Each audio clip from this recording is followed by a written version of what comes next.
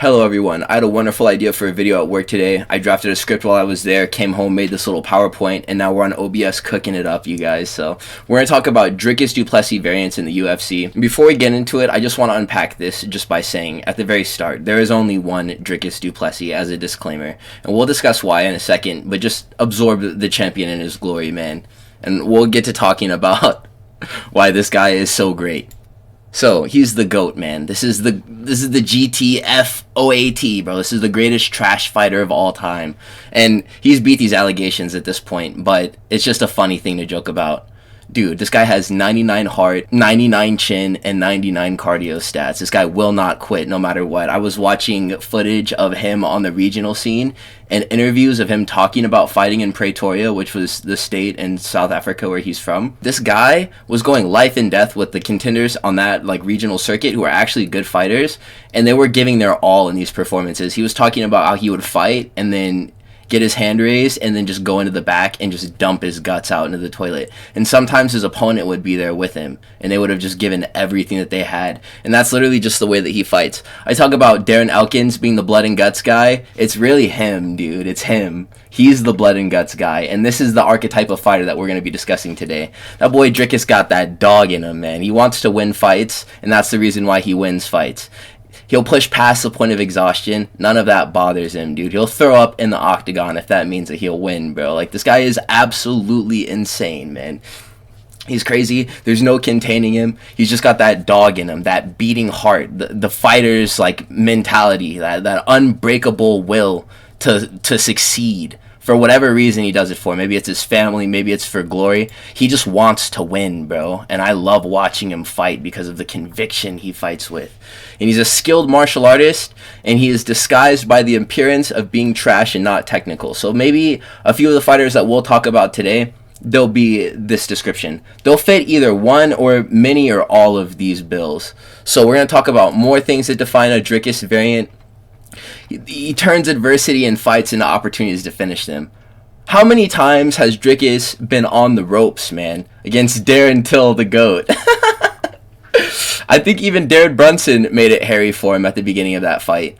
And then what had happened? What happened? They get into a wrestling scramble. Dricus sees an opportunity to attack. And he gets in there and he finishes, bro. Izzy points down at the ground and he's like, oh my gosh, this is my moment. And he literally baits him into a brawl exchange and just shoots the takedown and takes his back and chokes him. And before that, he was getting touched, bro. I don't care what anyone says. Izzy was beating up his body in that fight. And that was actually something that people thought that Sean Strickland would be able to exploit as a game plan. Or other contenders in the future, maybe. The fact that Dricus does tend to leave his body open. We won't get into that. But another thing that characterizes these Dricus variants is going to be sloppy yet very effective sequences. Where they don't really look good, but whenever you watch it back and really pay attention to what's going on, you see the technical prowess there, you know? Something that I should have added onto this list is going to be lead leg offense. Because Dricus has been getting really active with his lead leg lately, and it's been a tool that's working in pretty much all of his fights.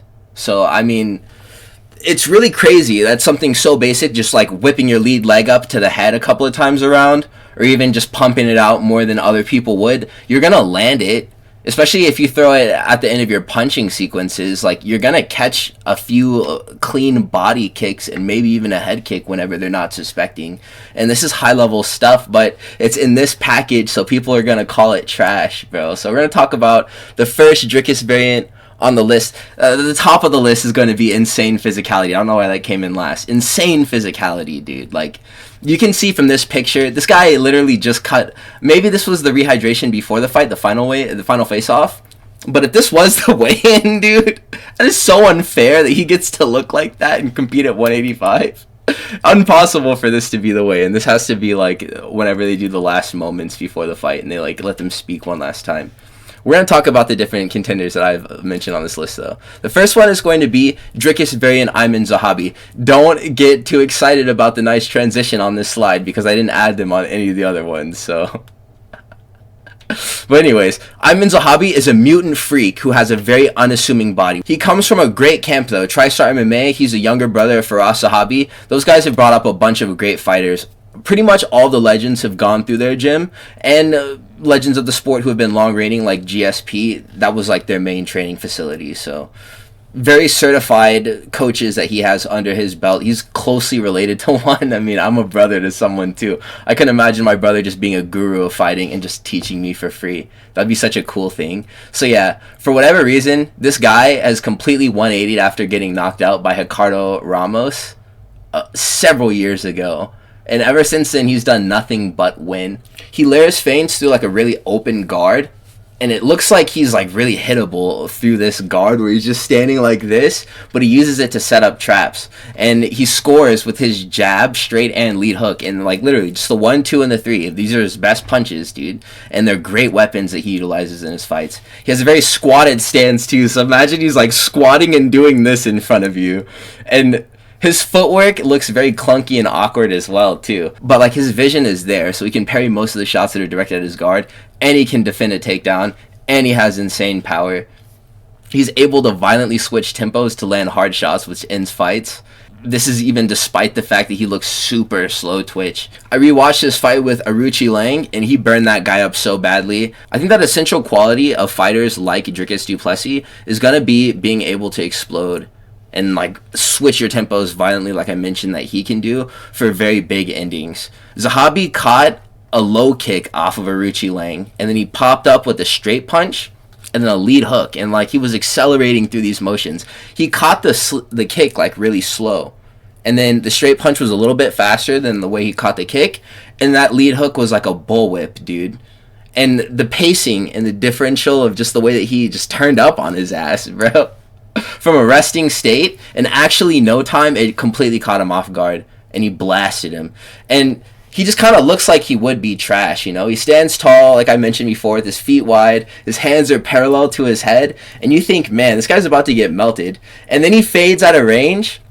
That's one thing he does do. He does take steps back. This guy is kind of a back foot fighter a little bit. At times, but whenever he's sure that he's got a beat on you, this guy's aggression can actually be at the top of the division, because he has magnificent power, relentless pressure, and rock sequences whenever he needs to do that, because he scores so many walk-off KOs. He takes steps backwards. I mean, that's not very Dricus-like, but he still gets finishes, and that's a Dricus-like. At the same time as you're thinking it, dude, this guy's about to get melted. His opponent's probably like, dude, I'm just about to walk in there and just drop this idiot. What is he doing? And it's a trap, bro. It's a trap, because he just starts throwing them hard bitches randomly. And he has wins over Javid Basharat and Pedro Munoz. And another knockout he has over a guy named Draco Rodriguez. He was completely relaxed. And like he just went from 0 to 100 in a second. And just do this clubbing overhand at this guy. I think he was just like countering a jab or something on feet that were not set. And it was the hardest punch of the entire fight. Maybe of his entire career. Like while he was moving backwards and like shifting into position to like set up. This is a Dricus-like fighter, and I'm actually really surprised with the way he's able to just keep winning, regardless of seeming to always be in over his head. I think he's going to fight Jose Aldo soon. And honestly, bro, like, Jose Aldo's getting old, weathered a lot of damage. This guy can wrestle, too. Great power. He might get Dricus du Plessis, bro. And as an early prediction, he probably wins that fight, man. Which is crazy to say. I don't know how this guy does it. It's just because he's like Dricus. He's a great trash fighter, this man.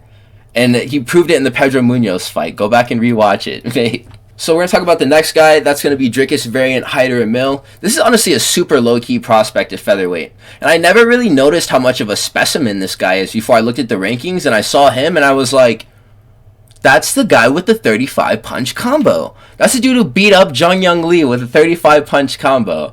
And he's jacked. He's freaking jacked. And he's strong too. He has cardio for days. And he has that Dricus level dog in him that makes it so he'll push past his limits and do anything for that finish. He breaks people with his pacing. And he's not really putting his all into these shots that he's throwing at people. But since he is so physical and muscular, he can afford to just touch and pile up like nice damage where you can begin finishing sequences from there. He does have an ability to press for a finish like Dricus does. He strung together, like I said, that 35 punch combination for that finish over Jung Young Lee. He's beaten up William Gomez too, with insane forward pressure and methodical blitzing. It was a daring victory that he picked up by split decision against a smart grappler, and he showed lots of guts in this fight. Crazy forward pressure. he's not really blitzing like Dricus all the time, only really in certain instances, but he never takes steps backwards. He's just very measured, honestly, I would say, compared to someone like Dricus. He's also a very powerful wrestler who can suplex like the entire division, and he has the IQ to perfectly mix up takedowns and striking. He'll put a lot of muscle into securing a takedown, and he can control in the clinch as well. He was dominating the clinch against Gomez, and Gomez did a really good job in clinching Joe Anderson Brito, and that's how he won that fight. But whenever it's failing his takedowns, he has really good IQ to bail off of the takedown attempt and just start punching these guys, bro. So he'll score a cheeky little punch or a kick on the break, and that'll be like maybe a significant moment that'll get him ahead in a fight. This guy has good IQ. It's very Dricus-like. Speaking of kicks, he's a very good kickboxer and is super active with his offense with his lead leg. They both combo him and Dricus very similarly with these strikes, and he shares the strong finishing instincts of DDP. I'm going to be keeping an eye on Hyder Amil because I think that he's a pretty cool prospect. Featherweight needs more contenders because, I mean, just as it was before, I could see things getting kind of stale and grindy for Volk with him being up at the top because he probably does beat Mobzar. And if Gene Silva doesn't have anything for him, then we definitely need more guys moving that way. And I hope that this can be one of those people. So we're going to talk about the next contender. It's going to be Paddy Pimblett. And this is the reason why I made this video. Because it really does seem like all of the Big Macs and Whoppers that Paddy eats in the offseason have made him into the behemoth, bro. And Chandler is, I get, a small lightweight, but he's stout and muscle clad. And Paddy was still like dwarfing him. Even like width-wise and like frame, he just looked like a bigger human than Michael Chandler. It looked like Michael Chandler was like in a he looked like a flyweight in there. So yeah, Paddy Pimblett, he looks physically transformed after UFC 314. He's very large and hulking now. He has a very remarkable chin too, this guy. I mean, Dricus, he has a pretty solid chin.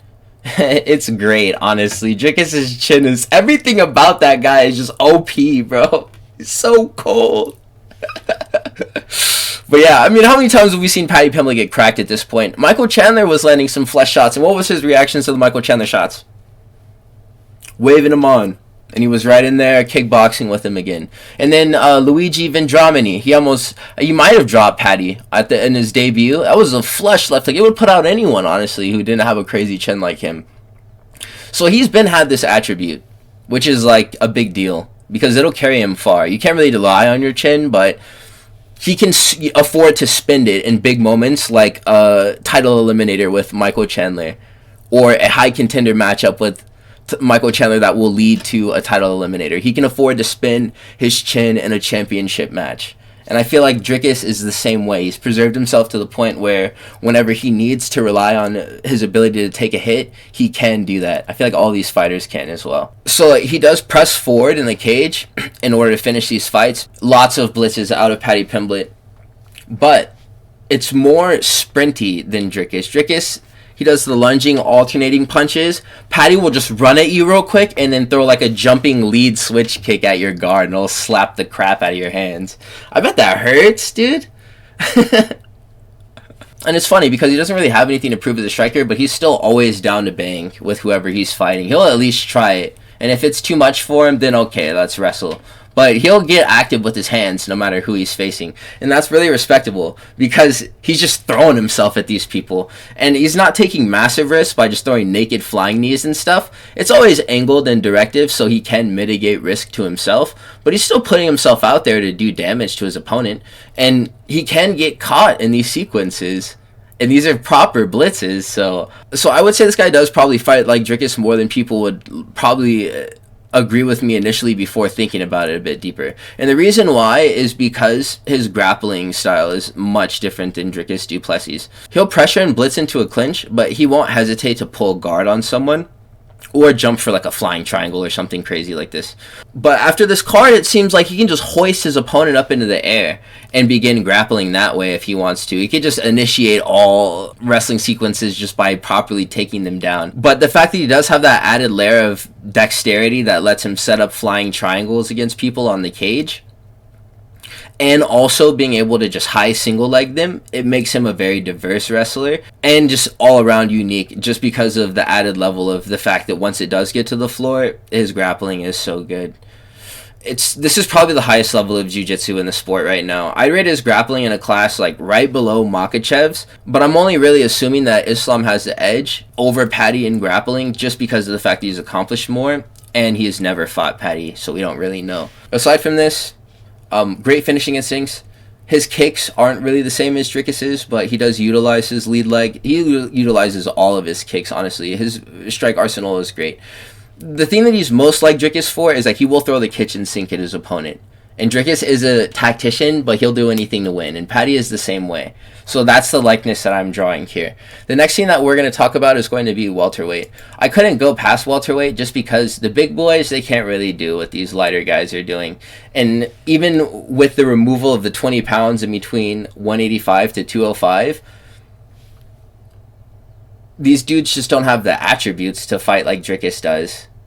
Because either they'll get melted and punished for this fighting style, or they're physically incapable as just being as like nimble and quick twitch as Dricus du Plessis is, being 20 pounds lighter and smaller than they are. The next guy that we're going to discuss, though, is going to be Joaquin Buckley. This is an Aaron the Plumber variant. He looks like Aaron the Plumber, but he's a Dricus du Plessis variant. I will say this because he damn near lunges across the octagon to score knockouts. He has nearly superhuman strength and power in his kickboxing and wrestling too. High single legs, brutal knockout power. He is so dang strong and explosive with that cardio as well that just lasts throughout the entire duration of the fight. And this is probably the truest comparison that I can make to Dricus du Plessis, because of the raw power that he possesses and how his preferred style is to blitz. His blitzes aren't really on the same level as Dricus's through like concurrent movement. He's not taking steps and punching as he's taking steps. He's just making a big hop from point A to point B and then charging up a punch to let go at point B, and it meets his mark and you go to sleep. So that's the differential there. But he can get on the inside by any means, and he's deceptively fast as well. He gets to places in the cage faster than we and his opponents think that he will be able to get to them, and that creates like a buffer zone where nobody is convinced that Buckley can land because he's either in like a bad position or setting his feet or is just far away or whatever the case may be. He can just, on a dime, flip and get in on the inside and land a really big hook or an uppercut or an overhand or whatever. His shot selection is really good too, just like Dricus, and he knows how to mix the martial arts whenever he has to do that. In the Nursultan-Rozabaev fight, he knew that Nursultan was probably going to wrestle, so he tried the boxing. The boxing was getting a little bit furry, so he initiated the grappling sequence and tried out Nursultan's jiu-jitsu, and chances were that Nursultan was better at wrestling than he was at jiu-jitsu, and Buckley got to control a lot of those rounds by just being offensive and game planning smart. And this is a commonality of the 185 champion. Another thing that I will emphasize here is his heart and his cardio. Despite having such a brawny build, he has cardio for days, man. And people are just now starting to acknowledge this. He tries super hard to win. The dog and the heart, it comes from the videos that you see on Instagram of him talking about what goes into his wins and how bad he wants to win for his grandma and his kids and stuff. He's like not taking Bilal lightly. He's making all this content saying how hard he's working. He's showing the work, man. Buckley is really in there. He's a dog, and that dog lives in his heart. And I know it. And that's why I'm a fan of Buckley.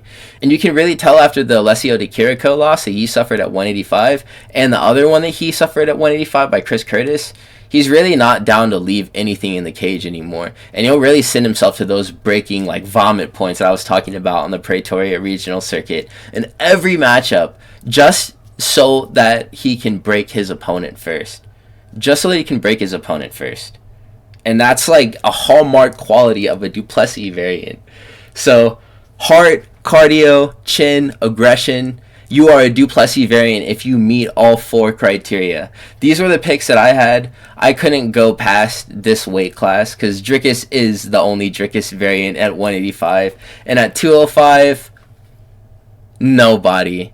And at heavyweight, we're even further out of luck. So thank you for watching to this point. If you enjoyed the video, please like, comment, and subscribe. I appreciate all the support. I'm sorry if you're mad after the Bryce Mitchell video.